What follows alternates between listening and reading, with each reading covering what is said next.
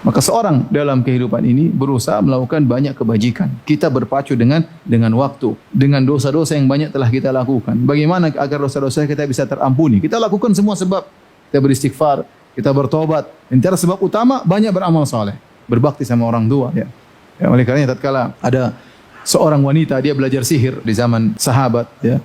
Kemudian dia sudah praktek, kemudian ternyata sihir sudah berjalan, dia ingin menyihir suaminya, ya.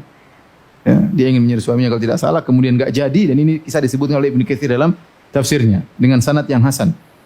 Dia sudah praktek, ternyata sihirnya bisa, maka dia menyesal. Dia belum praktekkan ke orang, dia baru praktek jalankan situ, ternyata dia ngomong begini jadi, ngomong begini jadi. Berarti setan sudah tunduk sama dia. Maka dia tahu dia telah terjerumus dalam kekufuran. Maka kemudian dia pulang ke Madinah ingin ketemu dengan Nabi SAW, tapi Nabi tidak ada. Nabi sudah meninggal dunia. Maka akhirnya dia cari sahabat, tanya sahabat ini, tidak bisa jawab. Apa yang harus aku lakukan? Aku telah terjerumus dalam sihir. Adakah amalan yang bisa aku lakukan menghapuskan dosa-dosaku?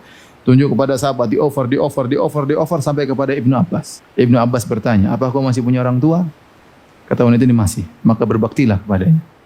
Ibnu Abbas memahami bahwasanya berbakti kepada orang tua bisa menghapuskan dosa sebesar apa? Syirik. Oleh karenanya kita dalam kehidupan ini, karena waktu kita yang terbatas, umur kita yang terbatas, kemampuan kita yang terbatas, duit kita yang terbatas, kita harus pandai untuk memilih prioritas. Mana amal yang harus kita kerjakan. Di antara yang paling utama berbakti kepada orang tua. Antum masih orang tua masih hidup, berbakti dengan semaksimal mungkin sama dia. Antum masih hidup, pintu surga masih terbuka selebar-lebarnya, antum bisa beramal sedikit, pahalanya besar luar biasa.